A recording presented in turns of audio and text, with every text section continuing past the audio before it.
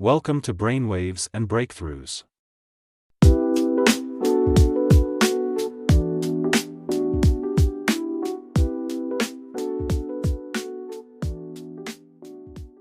All right, let's dive into this. The psychology of scarcity.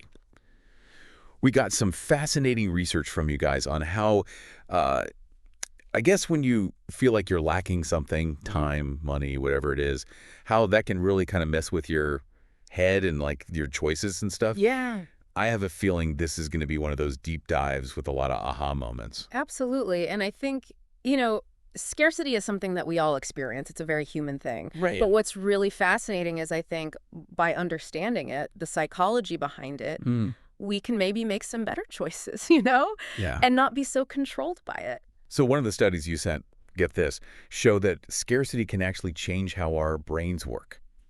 Like literally change how our brains function. Apparently fMRI scans show that when we're like experiencing scarcity, there's less activity in the prefrontal cortex. Right. That's the part of the brain that's supposed to be all about planning and decision making. Yeah, that's right. And it's essentially it's often called like a bandwidth tax, Oh, So interesting. you can think of it almost like your brain is working on this very limited data plan. Yeah. And scarcity comes in and kind of hobs all the data. Oh, yeah. So you've got less left to think clearly, to resist temptations, to really make those big picture decisions. Oh, okay, that explains so much. I know, like, when I'm feeling like really stressed or pressed for time, it's like I get tunnel vision. Yeah. It's almost impossible for me to focus on anything else.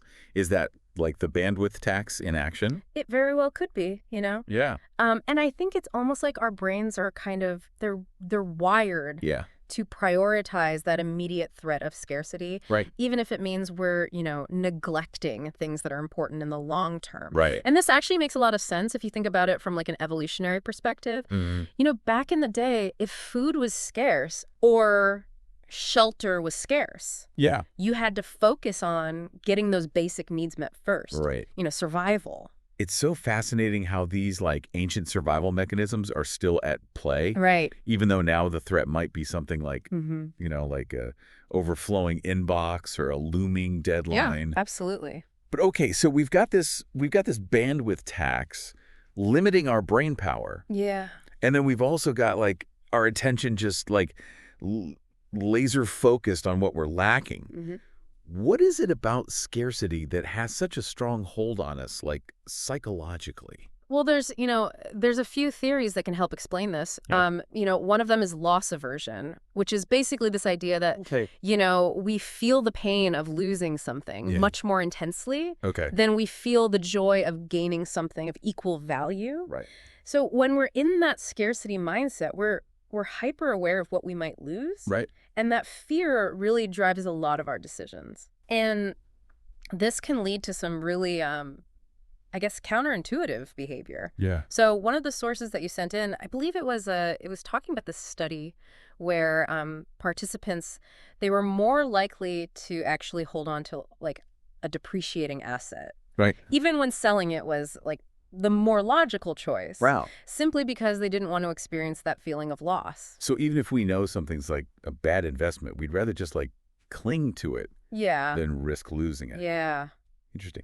It's like we're so focused on what we might lose Right. that we miss out on opportunities to actually improve our situation. Exactly. And then there's this idea of cognitive dissonance, Okay. which is basically that mental discomfort we feel when our actions don't line up with our value. Right. Right. Or our beliefs. Yeah. I know that feeling well. Right. And scarcity often forces us to make these tough choices. Maybe we have to take on that extra work even though we promised ourselves we'd spend more time with family. Oh, yeah. And those compromises can lead to feelings of guilt or inadequacy, Oh, for sure. which further fuels that scarcity mindset. It's like, you should be saving money, Yeah. but you're so stressed about bills that you end up like, buying something you don't need Right. just to feel better in the moment, Yeah. Yeah. and then the guilt trip is real. Absolutely. So I'm starting to see how all these like psychological factors can kind of create Mm-hmm. a self-fulfilling prophecy almost. Yeah. Like the more we feel scarce, Yeah. the more we act in ways that just make that feeling worse. Exactly. Yeah. And then another piece of this whole puzzle is self-efficacy. Okay. Which is basically, our belief in our own ability to change our situation. Yeah. And scarcity can really kind of chip away at this, makes us feel powerless and stuck. And this can look like, ignoring potential opportunities for growth. Oh, yeah. Because we don't believe we can actually succeed. Yeah. It's like that feeling of what's the point kind of takes over. Right. It's like you just give up before you even start. Exactly. So it's like we have this like trifecta of scarcity traps. Mm-hmm. We have loss aversion making us cling to what we have. Yeah. Cognitive dissonance making us feel bad about the compromises we make. Right. And then low self-efficacy convincing us we can't change things anyway, which is like, paints a pretty bleak picture. Yeah, it can. But before we go too far down that doom and gloom road, Sure. let's take a step back for a sec. Okay. And look at some specific ways that this scarcity mindset shows up in our everyday lives. Yeah, I think that's a great idea because recognizing those patterns is the first step toward breaking free, right? Right. We have to understand how scarcity is kind of, working in the background. Yeah. Before we can start to change the behaviors. So let's unpack that a little bit. Where do we see this scarcity mindset most clearly? Where does it really show up? Well, I think one of the places where it really hits home for people is personal finance. Yeah. Even if you're not struggling to make ends meet. Right. That scarcity mindset can really kind of sneak in and influence how you handle money. Totally. Right. Yeah, everyone worries about money at some point. Right.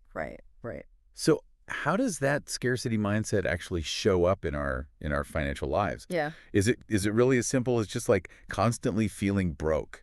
I mean, it can be, but there are also some more subtle ways that it plays out, I think. Yeah. One of the studies that you guys sent in was talking about this phenomenon called mental accounting. Okay. Which is basically, we tend to treat money differently depending on where it came from or what we plan to spend it on. Okay. So you might be more willing to splurge with money you won in the lottery, for example, right, compared to money you earned through hard work. Right. Even though, at the end of the day, it's all the same. Oh, wow. I'm totally guilty of that. Right. It's like fun money versus serious money in my head. Yeah.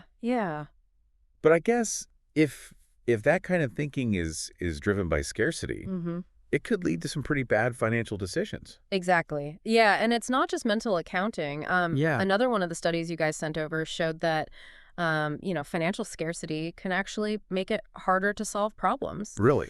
Yeah, they did this research where participants who were primed to think about financial worries performed significantly worse on cognitive tests than those who weren't. So it's not just a feeling. Yeah. It's scarcity is actually reducing our brain power when it comes to money. It's that bandwidth tax hitting us hard. The bandwidth tax is real. Yeah. So are there any practical tips for dealing with this, or are we just doomed to make bad money choices whenever we're feeling the pinch? No, not at all. I think, the first step, as always, is awareness. Okay. Right. The more we understand how scarcity is affecting our thinking, the better equipped we are to make those, smart choices. Right. I think one of the most basic but effective strategies is, creating a budget and sticking to it. Right. I mean, I know it doesn't sound very exciting. Yeah. Budgeting. Yeah. Not the sexiest topic. Yeah. But important. But having that clear plan for your money can really, reduce that anxiety and help you feel more in control. Right. It takes some of the guesswork out of it. Exactly. And allows you to be more intentional about how you're using your resources. Exactly. And, don't be afraid to ask for help if you need it too, right? Oh, yeah. Good point. There are tons of resources out there, from, financial advisors to online tools that can help you kind of, build better habits and make those more informed decisions. Okay, so that's financial scarcity. Mm-hmm. But let's be real. Feeling short on time is probably the most common type of scarcity. Absolutely. In our, like, always on hyper-connected world. Our lives are busier than ever, and it often feels like, the demands on our time are just constantly increasing. For sure. So is time scarcity, is it basically the same as financial scarcity in terms of, like, its effects on our brains and our behavior? In many ways, yes. It creates, that same cognitive burden, that bandwidth tax. Right. That makes it harder to think straight and prioritize effectively. And it's almost like we develop this, like, tunnel vision, where we're just hyper-focused on getting through the day and checking things off our, to-do list. Right. And, of course, that just leads to more stress and anxiety, which makes it even harder to manage our time effectively. Exactly. It's like this vicious cycle. Right. And just like with money, we often try to, like, solve the problem of time scarcity. Yeah. By doing more. Right. Cramming more into our already packed schedules. Yes, we think if we just work harder. Yeah. Or multitask more efficiently. Yeah. Or squeeze in one more commitment. Right. We'll finally have it all under control. Spoiler alert, never works. It never works. So if doing more isn't the answer, right, what is? Yeah. Well, I think one key is recognizing that time, unlike money, is a truly finite resource. You can't earn more of it. You can't borrow it. Right. And once it's gone, it's gone. I mean, that sounds obvious. Yeah. But I think it's so easy to lose sight of that in our, like, go, go, go culture. It's like we think we can just like manipulate and control time. Right. But ultimately, we're all subject to the same 24 hours. Absolutely. And that's where I think, mindfulness comes in. Okay. By becoming more aware of how we're actually spending our time, where it's going, what's draining it, what's giving us energy. Right. We can start to make, like, more conscious choices about how we're using it. So, like, step one is actually, like, tracking our time. Yes. Almost like creating a budget. Yeah. For our hours and minutes. Exactly. And then once you have a clearer picture of your time usage, you can identify those, time-wasting activities or commitments that aren't really serving you. And that's where I'm guessing the art of saying no comes in. Absolutely. Yeah. Setting boundaries, both with ourselves and with others, is essential for managing time effectively. It's about protecting our energy and our focus so that we can, dedicate it to those things that really matter. Right. It's not selfish to prioritize your well-being. Yeah. And create space for things that bring you joy and fulfillment. In fact, I would argue it's like the opposite of selfish. Like, when you're taking care of yourself, you're actually better equipped to show up for others. Absolutely. Okay, so we've got mindfulness, boundary setting. Yeah. Anything else we can add to our, like, time scarcity toolkit? Well, just like with financial scarcity, okay, I think self-care is crucial here. Right. When we're feeling stressed and overwhelmed, it's so tempting to, like, skimp on sleep. Oh, yeah. Or exercise or healthy eating. For sure. But those are the very things that give us the energy and the resilience that we need to actually manage our time effectively. It's not about adding another to-do to your list. Right. It's about recognizing that taking care of yourself is an investment in your overall well-being. Right. And that investment is going to pay off in all areas of your life. Exactly. It's not just about being more productive. Yeah. It's about being, happier and healthier and more present. Exactly. But I think there's another aspect of time scarcity that we often overlook, which is the pressure that we put on ourselves. Absolutely. Sometimes the biggest source of time pressure isn't actually, like, external demands. It's our own, like, unrealistic expectations and self-imposed deadlines. We can create our own scarcity traps. Yeah. By trying to do too much, setting those impossible standards, and constantly pushing ourselves to the limit. Yeah. So part of dealing with time scarcity is actually, like, learning to be kind to ourselves. Absolutely. Yeah. Set realistic goals and really prioritize what truly matters. It's about finding that sweet spot, right? Yeah. Between, like, striving for excellence, but also, like, accepting our own limitations. Absolutely. And I think that same principle applies to another form of scarcity that's becoming increasingly common in our modern world, which is social scarcity. That's right. Yeah. It's that feeling of lacking connection or belonging or support. And, in a world that's becoming increasingly digital. Yeah. And paradoxically more isolating. Right. It's something that a lot of people are grappling with. Yeah, it's that feeling of being surrounded by people, online and sometimes even offline, but still feeling like deeply lonely. Yeah. Like you're missing those genuine, meaningful connections. Exactly. And the interesting thing is that social scarcity operates on many of the same psychological principles as other forms of scarcity. It can trigger that same stress response. Right. Reduce our cognitive bandwidth, can lead to unhealthy coping mechanisms. So it can impact our mental and physical health. Yeah. Just as profoundly as financial or time scarcity. It can. Studies have shown that loneliness and social isolation are linked to, increased risks of depression, anxiety, heart disease, Wow. even premature death. So, this is serious stuff. So how do we combat this feeling of social scarcity? Yeah. Is it as simple as just spending more time with people?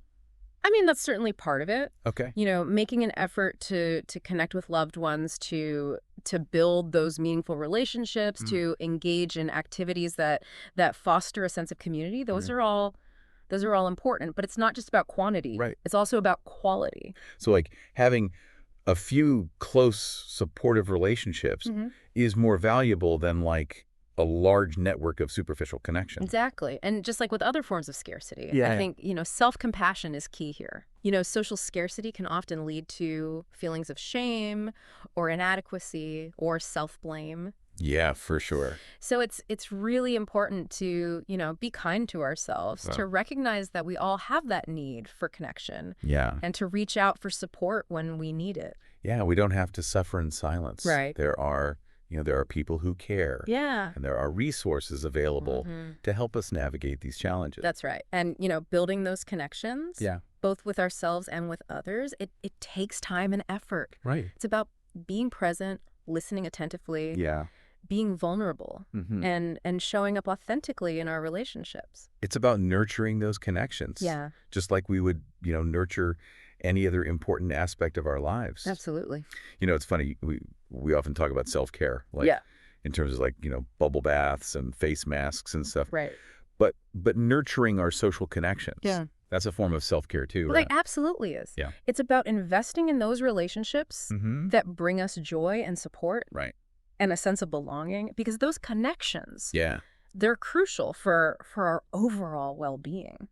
Okay, so as we kind of like wrap up our deep dive into the psychology of scarcity, are there any like big picture takeaways that you want to leave our listener with? Yeah, I think the most important thing to remember is that scarcity is as much a mindset as it is an external circumstance. Right. And once you understand how that mindset works, Yeah. you can start to challenge its influence and make like more empowered choices. It's like we're taking back control even when resources feel limited. Exactly. Yeah. Yeah. That's a really empowering thought. Absolutely. And remember, scarcity shows up in all sorts of ways. Right. Financially, in terms of our time, socially, even emotionally, right? But the strategies we've talked about today, like cultivating awareness, practicing gratitude, Right. prioritizing self-care, seeking support when you need it, these can be applied to any area where you're feeling that squeeze. So no matter what kind of scarcity you're dealing with, there are tools and strategies that can help. Absolutely. That's really reassuring. Yeah.